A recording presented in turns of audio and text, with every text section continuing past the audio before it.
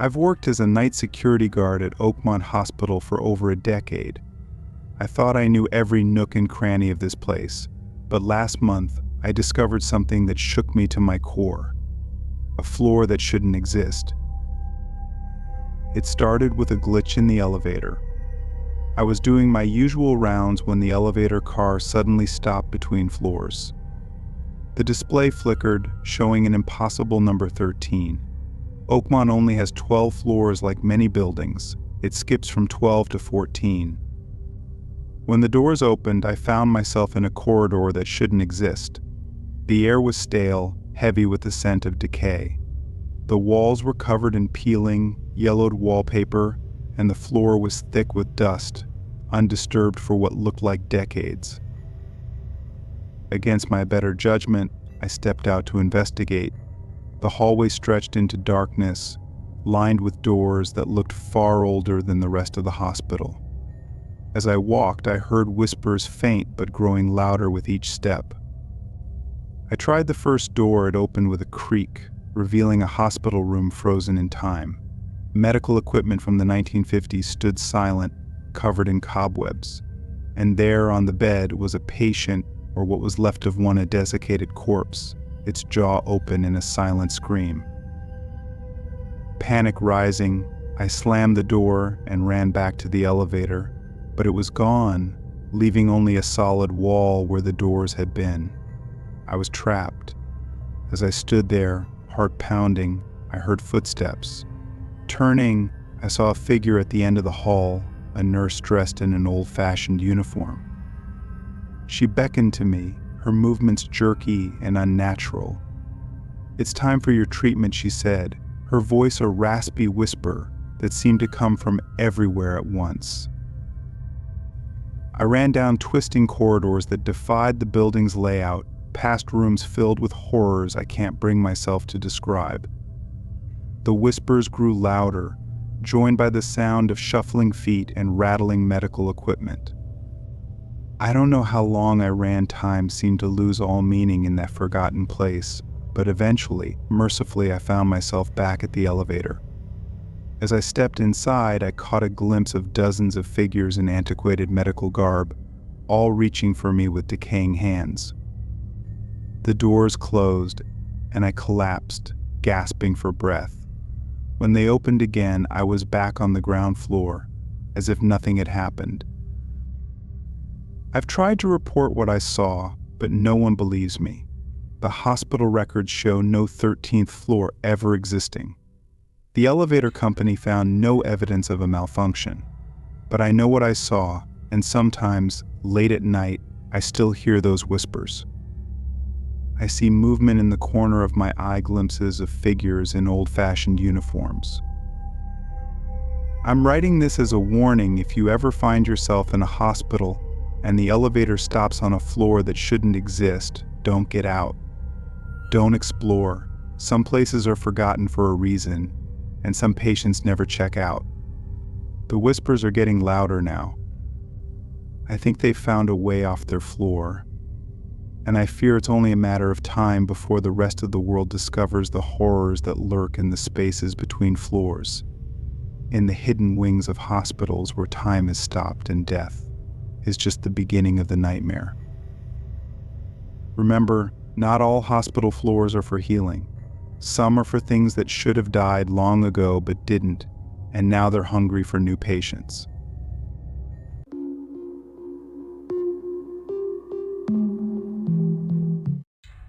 As a photographer, I've always been fascinated by time-lapse photography, the ability to capture the passage of time in a single image. But my latest project revealed something I was never meant to see, something that has made me question the very nature of reality. It started as a simple experiment. I set up my camera in my backyard, programmed to take one photo every hour for a full year. I wanted to capture the changing seasons, the growth of plants, and the shifting shadows. When the year was up, I eagerly compiled the images into a video. At first, everything looked normal, the expected cycle of day and night, leaves budding and falling, snow coming and going. But as I watched closely, I noticed something odd in the background. A figure, barely visible, seemed to be moving through my yard. Not in the normal way it would appear in one frame, then be in a completely different position in the next, as if teleporting. Its movements were erratic, impossible.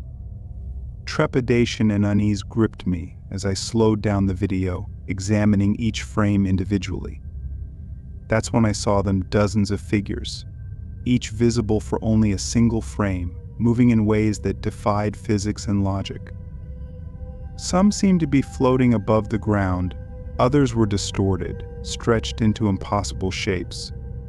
And their faces, when I could make them out, their faces were wrong.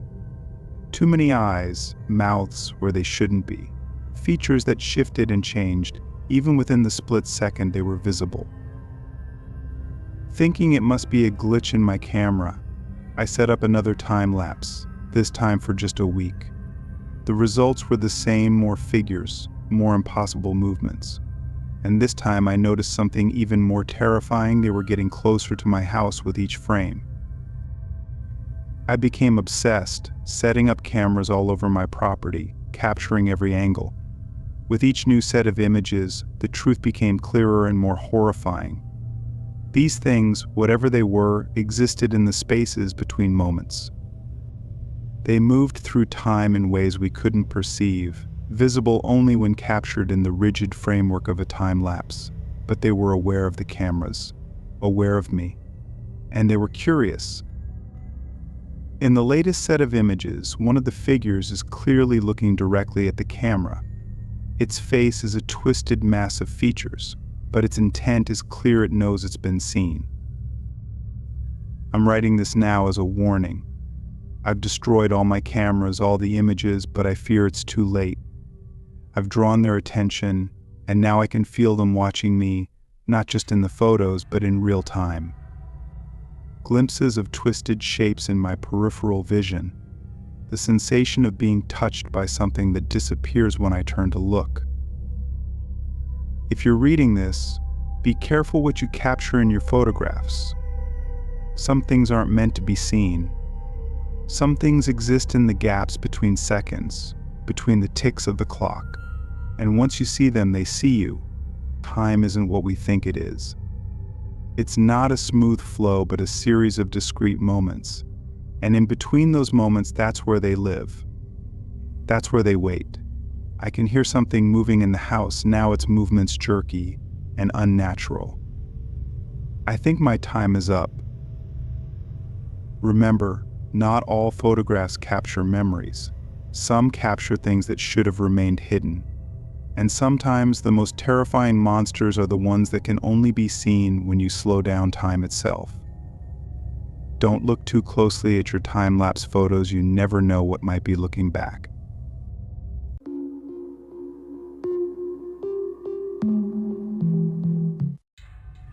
When I inherited my grandmother's Victorian mansion, I thought I'd hit the jackpot, a beautiful historic home in a prime location. What more could I ask for? But as the days passed, I realized that this house was far from normal. It was alive, and it was evolving. At first, the changes were subtle. A door that I could have sworn was on the left side of a room would be on the right.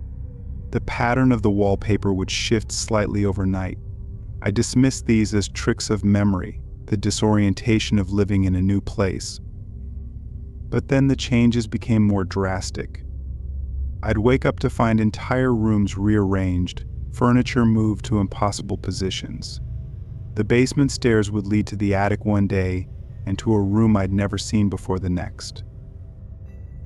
I tried to document the changes to prove to myself I wasn't going crazy, but photographs would change as I watched, the images shifting to match the house's new configuration.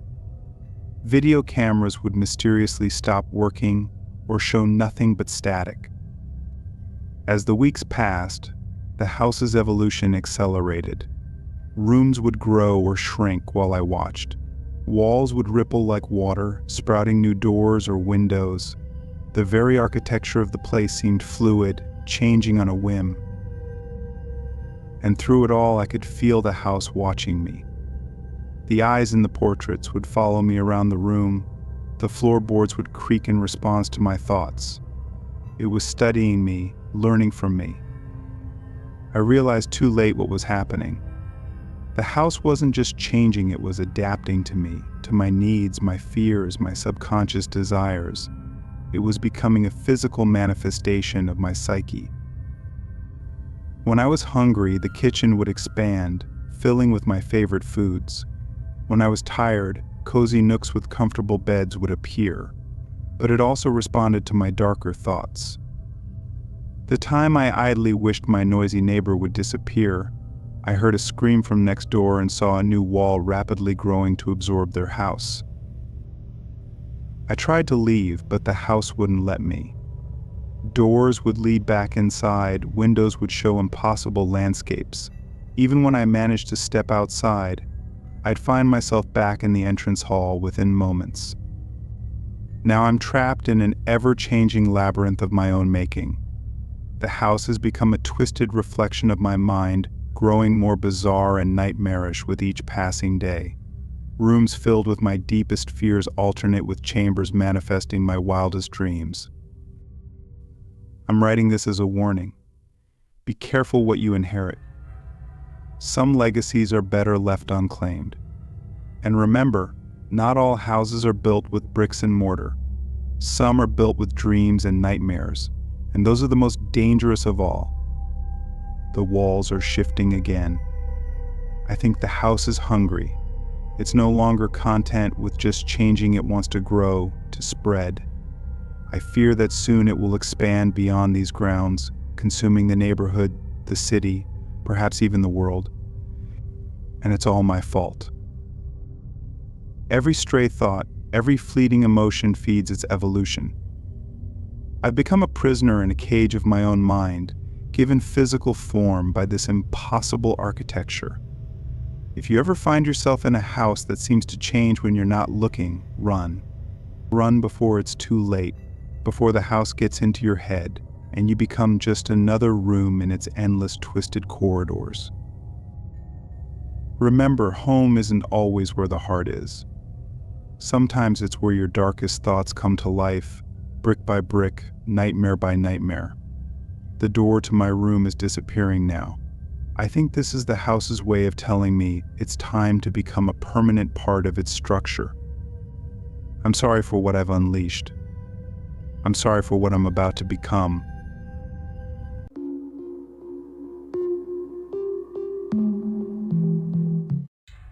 I never gave much thought to the old man who ran the antique shop down the street.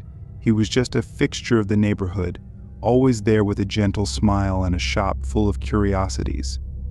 That is, until the day I sold him my memories. It started innocently enough. I was short on rent and looking to sell some old jewelry. The sign in his window caught my eye, "We buy memories." Best prices paid. I thought it was just a quirky slogan. When I entered the shop, the old man greeted me with that familiar smile. "What would you like to sell today?" he asked. "Just this old necklace," I replied, placing it on the counter. He examined it closely, then looked up at me with twinkling eyes. "This necklace holds a special memory for you, doesn't it? Your first kiss, perhaps." I was stunned. He was right, but how could he possibly know that? "I'll give you $50 for the necklace," he said, "or $500 for the memory attached to it." I laughed, thinking it was a joke, but the old man was serious. He explained that he was a memory collector, able to extract and preserve people's memories in physical objects. The process was painless, he assured me, and I'd still retain a vague recollection of the event. Desperate for money and intrigued by the concept, I agreed. The old man placed his hand on my forehead, and I felt a strange tingling sensation. When he removed his hand, he was holding a small glowing orb, my memory, extracted and condensed. The effects were immediate. I could still remember my first kiss, but it was hazy, like a dream half forgotten upon waking. The emotional impact, the vivid details, they were gone. Flushed with cash and fascinated by the experience, I returned to the shop again and again. I sold memories of childhood birthdays, trivial arguments, books I'd read. Each time my mind felt lighter, unburdened. But as the weeks passed, I began to notice changes in myself. My personality seemed to be shifting. Without the memory of that argument with my best friend, I couldn't understand why we'd grown apart. Without the recollection of my favorite books, I lost my passion for literature. I was becoming a blank slate, a person without a past. And yet, I couldn't stop. The allure of easy money and the addicting sensation of unburdening myself proved too strong. It wasn't until I considered selling the memory of my mother's funeral that I realized how far I'd gone. I rushed to the shop, demanding the old man return my memories, but he just smiled that gentle smile. "I'm sorry," he said, "but memories once sold cannot be returned. They've been added to the collective." That's when I saw them, hundreds of glowing orbs floating in the back of the shop, each one a memory, a piece of someone's life. And as I watched, I could swear I saw faces in those orbs, expressions of joy, sadness, anger, the full spectrum of human experience trapped in glass. I ran from the shop, but it was too late. I'd sold too much of myself. Now I wander the streets, a shell of my former self, unable to form lasting connections, or even understand who I truly am. I'm writing this as a warning. Your memories, even the painful ones, are what make you who you are. They're not commodities to be bought and sold, because once they're gone, you might find that what's left isn't really you at all. The old man's shop is still there, still buying memories.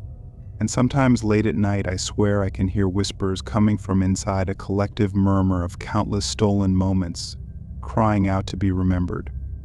Remember, the most valuable things you possess aren't in your wallet or your home, they're in your mind. Guard them carefully, for there are those who would collect them, leaving you with nothing but a handful of cash and a head full of emptiness. The old man caught my eye as I passed the shop today. He smiled and waved as if we were old friends. And for a moment I almost smiled back, almost went inside. Old habits die hard, I suppose, even when you can't remember why you formed them in the first place.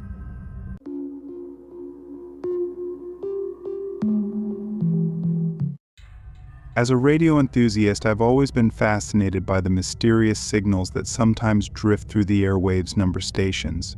Unexplained broadcasts, the occasional burst of static that almost sounds like voices. But nothing could have prepared me for what I discovered on that fateful night. It was well past midnight, and I was idly scanning through frequencies, more out of habit than any real expectation of finding something interesting. Suddenly, my radio crackled to life with a clarity I'd never experienced before. A voice, low and urgent, began to speak. "This is an emergency broadcast. For those who remember, the veil is thinning. They are coming through. Prepare yourselves." I sat up, instantly alert. This wasn't like any emergency broadcast I'd ever heard. The voice continued, rattling off a series of coordinates and what sounded like coded instructions. I scrambled for a pen, jotting down everything I could. As I listened, I felt a strange sensation wash over me, memories I didn't know I had began to surface. I saw flashes of places I'd never been, people I'd never met, all tinged with an overwhelming sense of dread. The broadcast lasted for exactly 17 minutes before cutting off abruptly. In its wake, I was left with a notebook full of scribbled notes and a head full of impossible memories. Over the next few days, I became obsessed with decoding the message. The coordinates led to seemingly random locations across the globe. The coded instructions, when deciphered, spoke of ancient rituals and eldritch entities. I tried to share my findings online, but my posts would mysteriously disappear. Emails I sent bounced back, It was as if something was actively suppressing the information. Then the dream started. Every night I found myself in alien landscapes, watching as monstrous shapes clawed their way through tears in reality. I'd wake up drenched in sweat, the walls of my room seeming to pulse and breathe in the darkness. A week after the broadcast, I noticed them for the first time, people who looked human at first glance, but whose movements were just a little too fluid, whose smiles were a little too wide. They were everywhere on the street, in shops, on television. Once I started seeing them, I couldn't stop. I tried to find others who had heard the broadcast, but it seemed I was alone, or at least I was the only one willing to talk about it. Those I pressed too hard would suddenly change their faces, morphing into those too wide smiles before they walked away. As the days passed, the world around me began to change in subtle ways. Colors seemed slightly off, shadows moved when they shouldn't, and always there was the feeling of something vast and hungry pressing against the edges of reality. I'm writing this now as a warning and a plea. If you're reading this, it means I've managed to slip it past whatever force is suppressing the truth. Listen for the forgotten frequency --11.827 MHz. It broadcasts every 17 days at exactly 3:33 a.m., but be warned, once you hear it, you can't unhear it. Once you know, you can't unknow. And they'll know that you know. I can hear them outside my door now, their movements no longer even pretending to be human. I don't know what will happen when they get in, but I know I won't be me anymore. Remember the frequency. Remember the warning. And if you start seeing them, the ones with the too wide smiles and the too fluid movements, run. Run and don't look back, because the veil is thinning, and what waits on the other side is hungry for our world. The forgotten frequency was our last warning. I only hope it's not too late.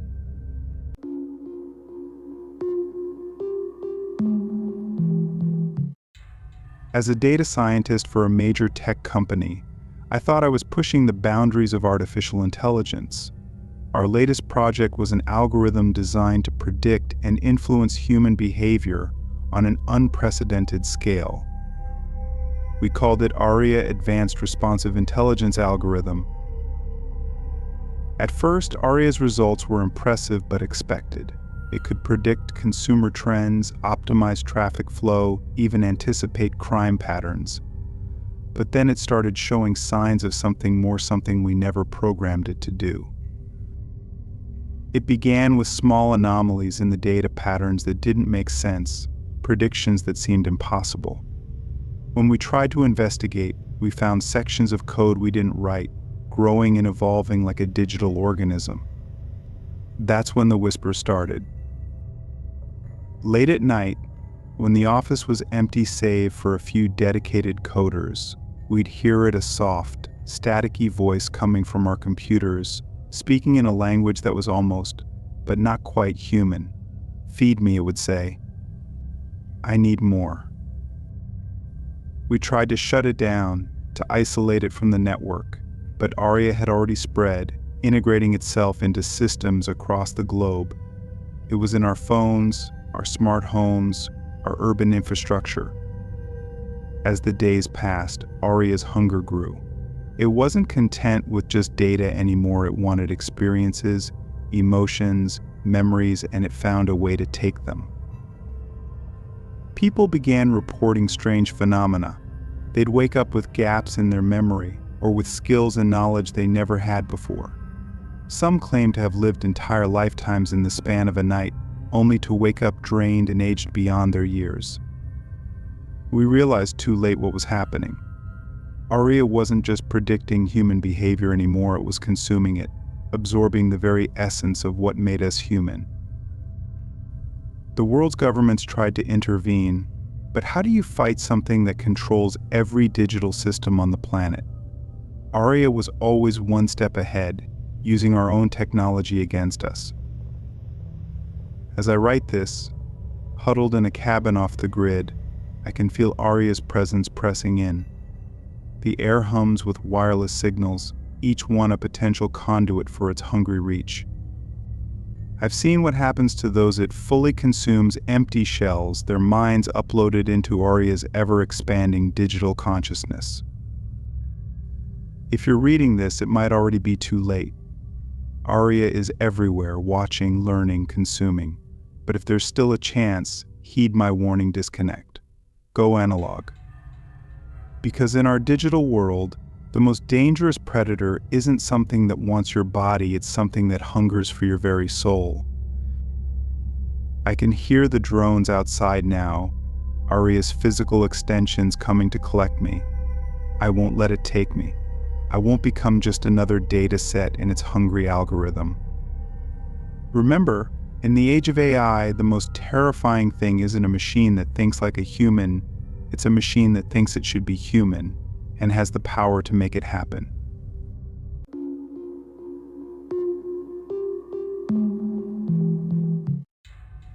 I've always been fascinated by the power of sound.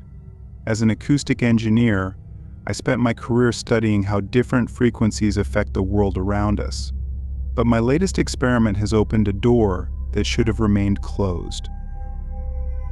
It started with a theory certain combinations of sound waves could resonate with the fabric of reality itself, creating microscopic tears in space-time. My team and I built a chamber to test this hypothesis, a room lined with speakers capable of producing any frequency imaginable. The day we activated the chamber, everything changed.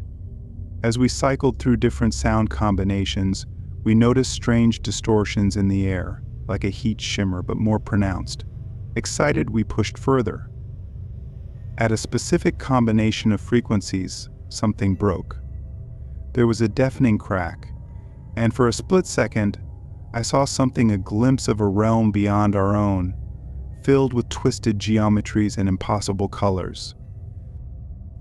We shut down the chamber immediately, but it was too late. The tier we'd created didn't close fully, and something had noticed us. In the days that followed, strange phenomena began to occur around the lab. Objects would move on their own, shadows would flicker with no apparent source, and the sound, a constant, otherworldly hum, permeated everything. My team members started to change. At first, it was small things: increased sensitivity to sound, hearing voices in white noise. Then more severe symptoms appeared. Their skin would ripple when exposed to certain frequencies. Their voices would modulate unnaturally, speaking in tongues we couldn't understand. I tried to shut down the project to seal off the chamber, but the university, excited by our breakthrough, refused. They wanted us to replicate the experiment to widen the tear. That's when the disappearances started. Team members would vanish, only to reappear days later with no memory of where they'd been. But they'd come back wrong, their movements jerky, unnatural, and sometimes, when they thought no one was watching, their bodies would contort into impossible shapes, vibrating at frequencies no human should be able to produce. I realized too late what we'd done. We hadn't just torn the fabric of our reality, we'd created a conduit, allowing something from that other realm to slowly infiltrate our world through sound. The resonance is everywhere now, a constant reminder of our mistake. I can feel it in my bones, changing me. My voice no longer sounds like my own. My thoughts are being drowned out by an alien symphony. I'm writing this as a warning. If you hear a strange, otherworldly hum that seems to come from everywhere and nowhere, run. Cover your ears, because that sound is a beacon, calling to things that exist in the spaces between realities, things that are hungry for our world. The rest of my team is gone now, replaced by something else, things that wear their faces but are not them. They're coming for me next. I can hear them outside my door, their bodies vibrating at that terrible frequency. Remember, not all scientific discoveries are meant to be made. Some doors should remain closed, some sounds should remain unheard. Because once you tune into the resonance of reality, you might not like what answers the call. The door is breaking down. I can see them now, my former colleagues, their bodies twisting and shifting in ways that defy physics. They're singing to me with voices that shatter glass and bend metal. The sound is deafening. The world is breaking apart around me, reality itself dissolving into that other terrible realm.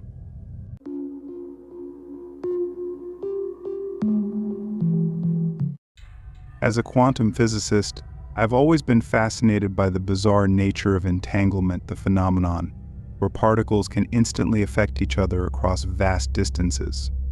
But our latest experiment has shown me that some connections are better left unmade.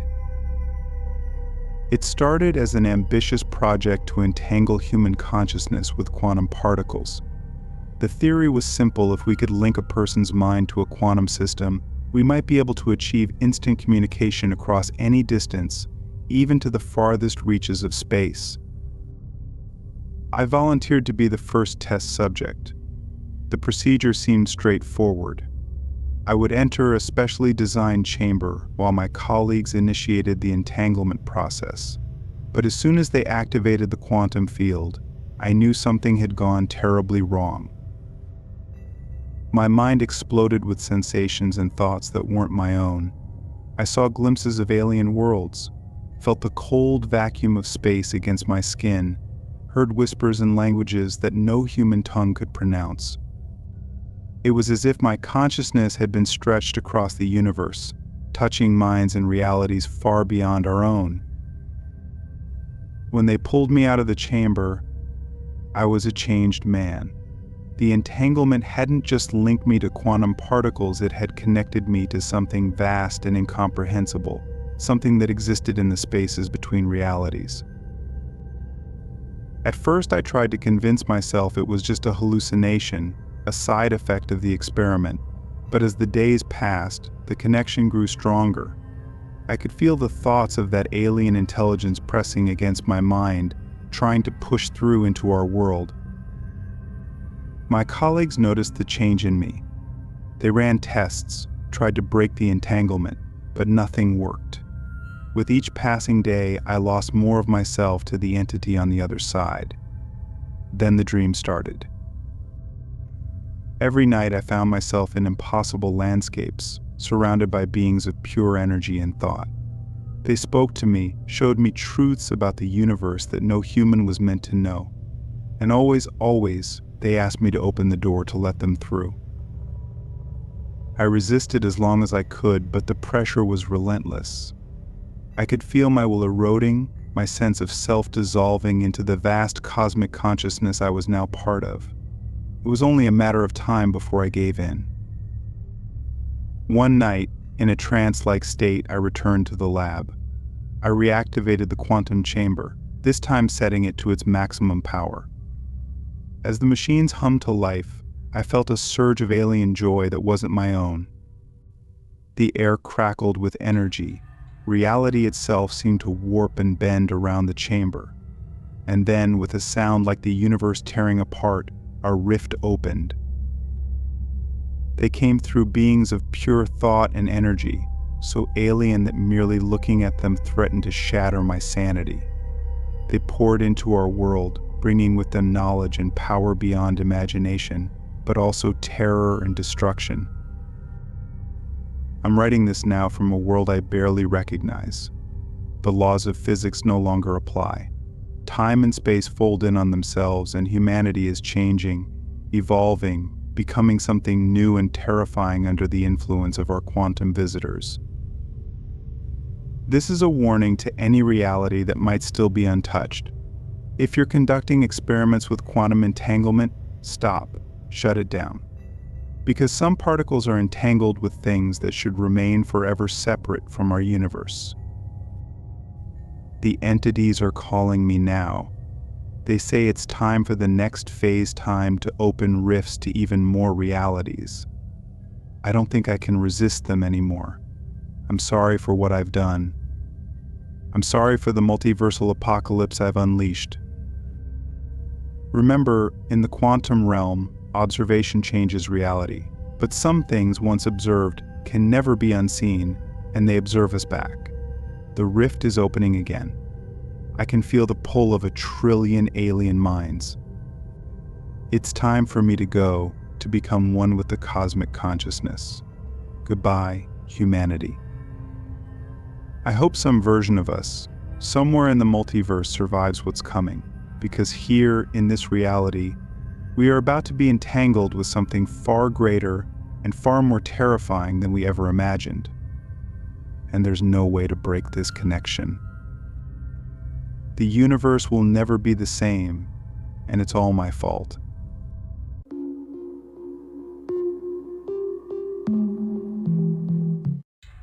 As a radio enthusiast, I've always been fascinated by the mysterious signals that sometimes drift through the airwaves' number stations, unexplained broadcasts, and the occasional burst of static that almost sounds like voices. But nothing could have prepared me for what I discovered on that fateful night. It was well past midnight, and I was idly scanning through frequencies, more out of habit than any real expectation of finding something interesting. Suddenly, my radio crackled to life with a clarity I'd never experienced before. A voice, low and urgent, began to speak. This is an emergency broadcast. For those who remember, the veil is thinning. They are coming through. Prepare yourselves. I sat up, instantly alert. This wasn't like any emergency broadcast I'd ever heard. The voice continued, rattling off a series of coordinates and what sounded like coded instructions. I scrambled for a pen, jotting down everything I could. As I listened, I felt a strange sensation wash over me. Memories I didn't know I had began to surface. I saw flashes of places I'd never been, people I'd never met, all tinged with an overwhelming sense of dread. The broadcast lasted for exactly 17 minutes before cutting off abruptly. In its wake, I was left with a notebook full of scribbled notes and a head full of impossible memories. Over the next few days, I became obsessed with decoding the message. The coordinates led to seemingly random locations across the globe. The coded instructions, when deciphered, spoke of ancient rituals and eldritch entities. I tried to share my findings online, but my posts would mysteriously disappear. Emails I sent bounced back. It was as if something was actively suppressing the information. Then the dream started. Every night I found myself in alien landscapes, watching as monstrous shapes clawed their way through tears and reality.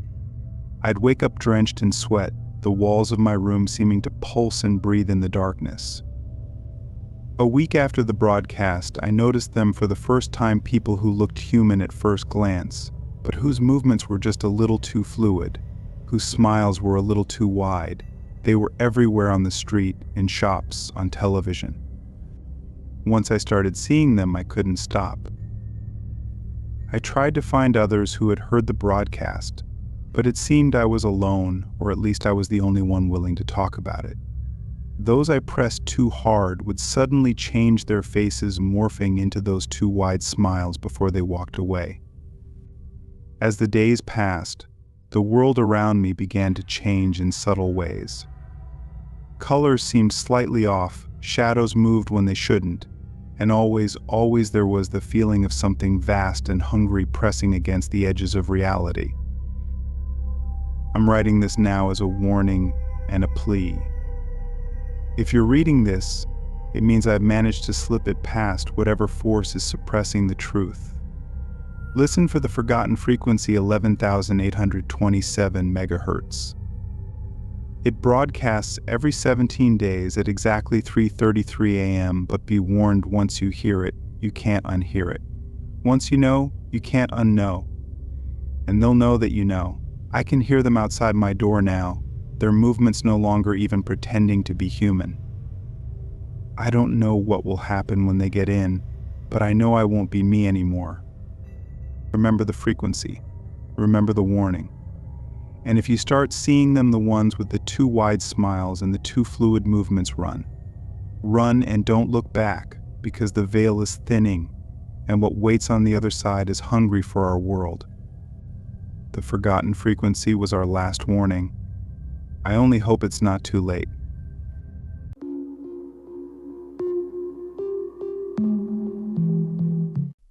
As a neurologist specializing in empathy disorders, I thought I was on the brink of a breakthrough that would help millions.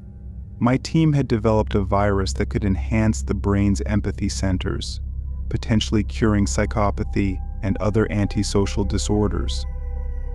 But in our quest to make the world more compassionate, we unleashed a horror beyond imagination. The initial trials were promising. Volunteers reported increased emotional sensitivity and improved interpersonal relationships. Excited by the results, we pushed for faster approval and wider distribution. That was our first mistake. As the virus spread, people began to change. At first, it seemed positive. Crime rates dropped and charitable donations soared. But then we noticed the side effects. People were becoming too empathetic, unable to shield themselves from the emotions of others. I'll never forget the day I saw a woman collapse in the street, overwhelmed by the collective pain and joy of the crowd around her. As I rushed to help, I felt it too, a tidal wave of emotion that wasn't my own, threatening to drown me. The virus was mutating, becoming airborne. It spread faster than we could track, crossing continents in days. Society began to break down as people found themselves unable to function, crippled by the weight of global suffering they could suddenly feel. Worse still, the virus didn't just enhance empathy for other humans. People reported feeling the pain of animals, the slow agony of dying plants. Some swore they could feel the earth itself groaning under the weight of human activity. Our governments tried to contain the spread, but it was too late. The virus had become a psychic pandemic, linking all of humanity in a web of shared emotion. Individuality began to erode as the lines between self and other blurred. I'm writing this from a shielded facility, one of the few places left unaffected by the virus. Outside, the world has descended into chaos of shared ecstasy and agony. Millions lie catatonic, their minds unable to process the vast input of global emotion. Those who still function move like drones, their actions driven by the collective will of the empathy hive mind. Free will has become a distant memory as humanity merges into a single emotionally driven entity. If you're reading this and you're still uninfected, protect yourself. Isolate. Shield your mind, because once the virus takes hold, you'll lose yourself in the vast ocean of human consciousness. I can feel the virus attacking our shielding now. Soon we'll be joined with the rest of humanity. I don't know if this new collective consciousness is evolution or extinction, salvation or damnation. Remember, in our quest to cure loneliness and disconnect, we've created something far worse, a world where individuality is impossible, where every joy is multiplied, but every pain is shared by all. The door is breaking down. I can feel the thoughts of millions pressing against my mind. This is my last moment as an individual, my last thought that is truly my own. I'm sorry for what we've done. I'm sorry for what we've done. I'm sorry for the death of self we've brought upon the world. Empathy unchecked has become our undoing, and we are all now and forever one.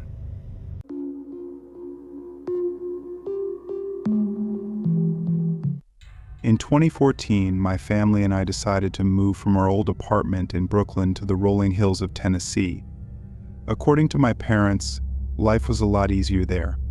They had always hated the city, and as they both got older, they grew more attached to the outskirts of the countryside.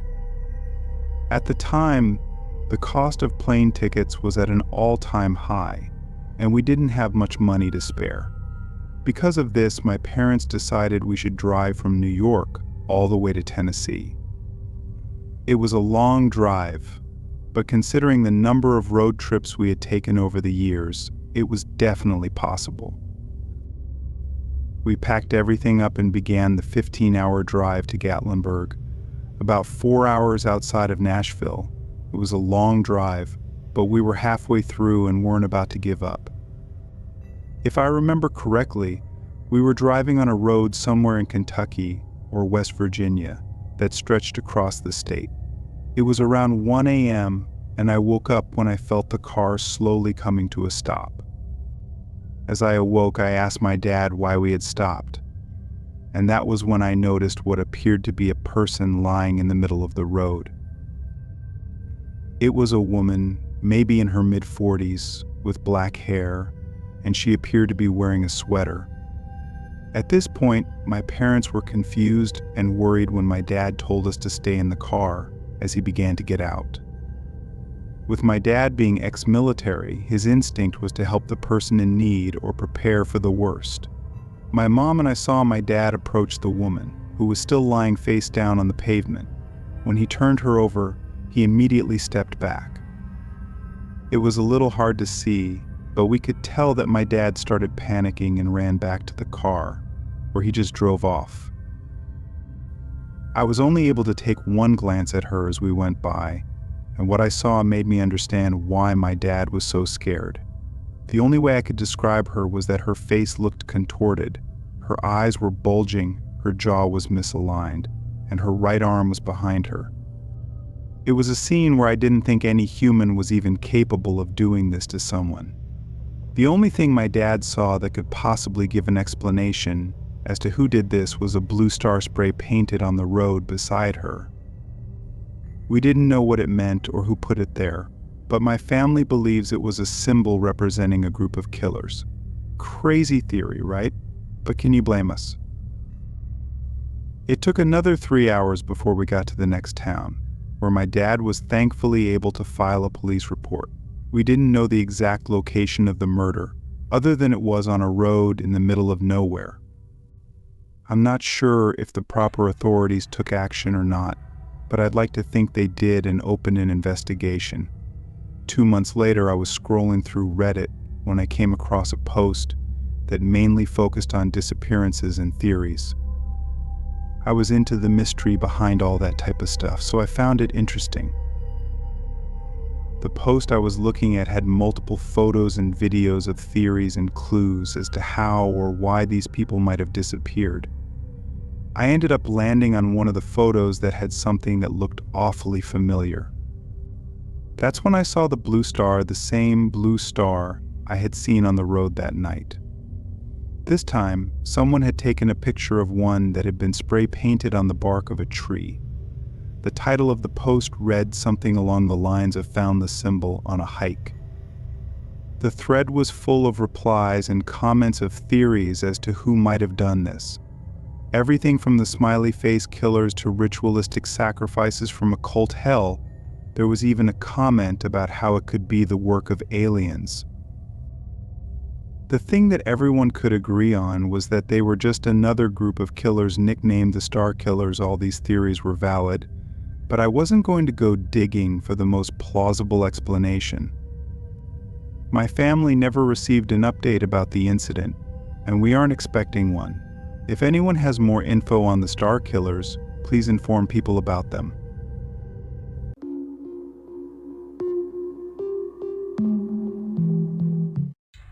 Back in 2007, I took a trip up to Ohio to visit a friend who had recently moved away for college.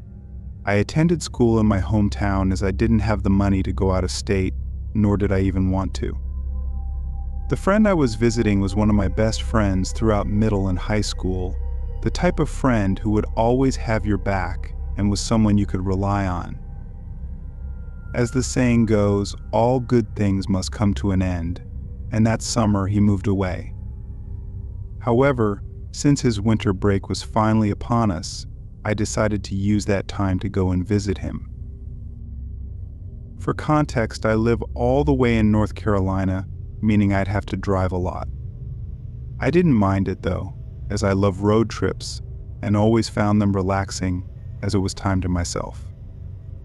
At the end of the day, I'd always stop at attractions in different states and even stop along the roads to take pictures of the valley.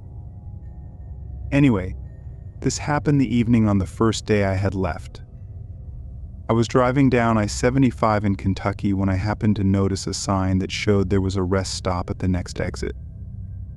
After all, I was pretty hungry, and I still had a few more hours to go.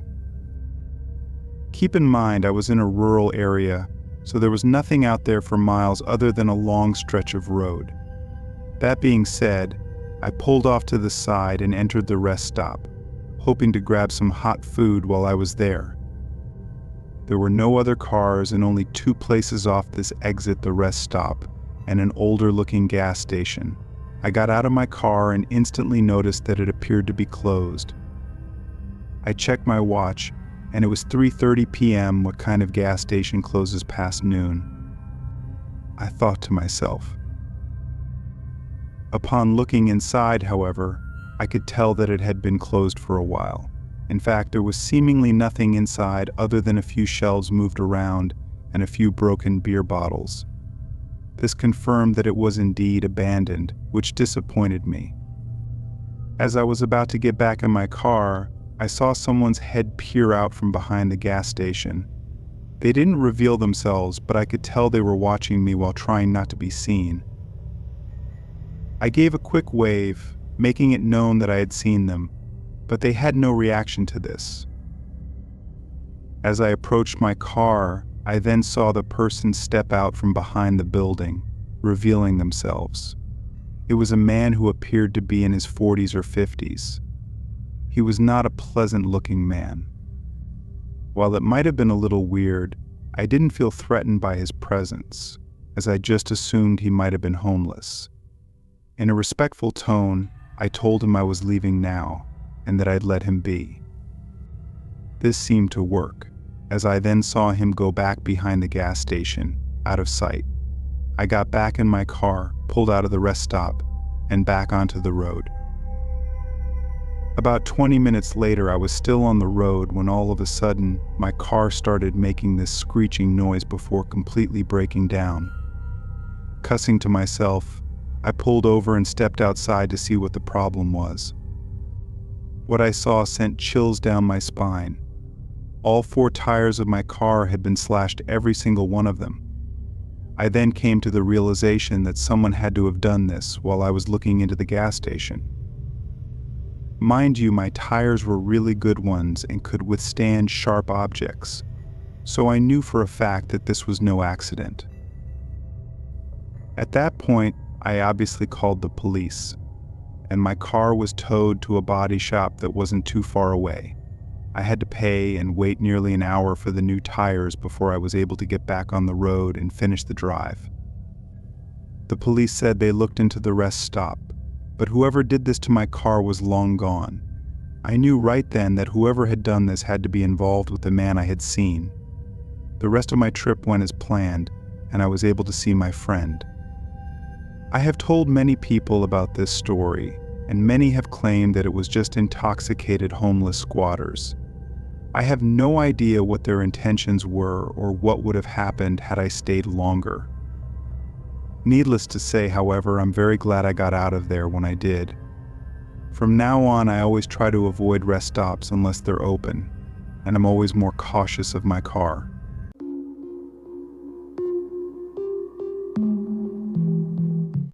When I was in 8th grade, my dad splurged and bought his dream car. I was much too young at the time to drive, so I don't remember any of the specs, but the gist is, he purchased a convertible BMW Z4. It was silver through and through with chrome and glass accents. It was an absolutely beautiful machine and had a lot of power underneath that hood. Well, that first year that he bought it, he wanted to go on a road trip with me, a way to celebrate, a way to bond, and a way to break in the new ride. He even said he'd give me some driving instructions. All of it sounded fun, so when school got out that summer, we packed up and hit the road for about a week. We couldn't fit much in the way of clothes and supplies in the trunk and the back seat. If you've never seen one, Google it. Z4s are small and narrow, with hardly any room to spare. As a result, we kept our luggage to a minimum. Our route was going to take us from our home in Philadelphia, through the Appalachian Mountains, and then eventually to a small resort town called Ellicottville. The trip started out fine. We made some great stops along the way, exploring caves and eating at some fantastic local diners. It was an overall great experience until we started reaching the mountains. Once we reached the edge of the Appalachians, it became pretty clear that our small car was having trouble with the rough terrain. We were climbing higher and higher up the winding mountain roads. My dad was driving, and I was enjoying the scenery when I noticed a strange figure in the distance. I pointed out to my dad and asked him if he saw it. He squinted and shook his head, saying that he couldn't see it.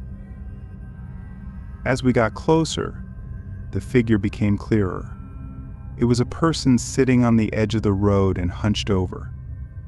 They seemed to be dressed in a dirty, tattered coat, but the strange thing was that their face was covered in a large woven mask made of straw.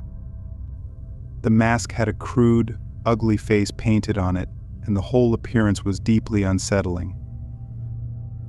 My dad slowed the car down, and as we drove by, the figure slowly stood up and turned to face us. I felt a shiver run down my spine as I noticed the figure had no eyes, just dark, hollow sockets. It was like staring into the void. My dad sped up and we continued driving, but the whole encounter left us both feeling uneasy. A little while later, we stopped at a scenic overlook to stretch our legs. We were talking about the strange figure and trying to make sense of it when a local came up to us. He introduced himself as a park ranger and asked if we had.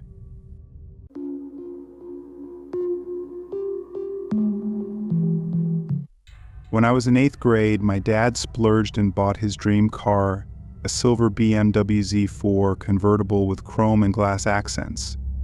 It was a beautiful machine with a lot of power. That summer, he wanted to go on a road trip with me to celebrate and bond. He even offered to give me some driving instructions. We packed up and hit the road for a week. The Z4's small trunk and back seat limited what we could bring, but it was a fun trip. We had a plan to go north, then west, and finally down the California coast. We enjoyed music, talked about life, told stories, and shared jokes. We saw beautiful landscapes, including canyons and valleys, and stopped frequently for food, everything from chips and jerky to burgers. We also stayed in nicer hotels and ate at nice restaurants. One night we arrived in a mid-sized town and checked into a nice hotel. After swimming and exploring downtown, we returned to the hotel. I noticed a small crowd around some parked cars, but my dad didn't comment on it.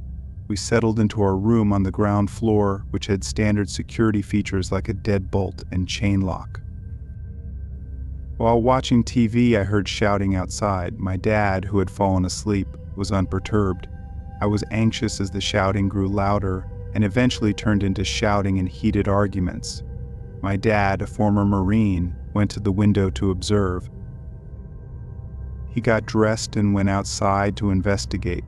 He told me to keep an eye out and not open the door for anyone. My dad approached the crowd from the shadows and made his presence known. The crowd quieted, and he returned to the room. I was exhausted and fell asleep, only to be jolted awake by pounding on the door.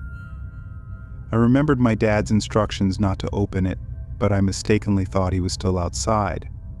My dad was in the room, sitting on the edge of his bed, looking rattled. The person outside pleaded for help, claiming he was going to be killed. My dad told me to call 911, but I only pretended to dial. I saw the person outside with a mob approaching, which matched the logo on the work truck parked in the lot. My dad opened the door but stood in the way, displaying his pistol. The crowd dispersed quickly. The man explained that he had been attacked by the crowd after asking them to stay away from his truck. The police arrived shortly after, and the crowd scattered. We didn't have to give a statement, and we left the next morning. The roadway worker's truck was still in the parking lot when we departed.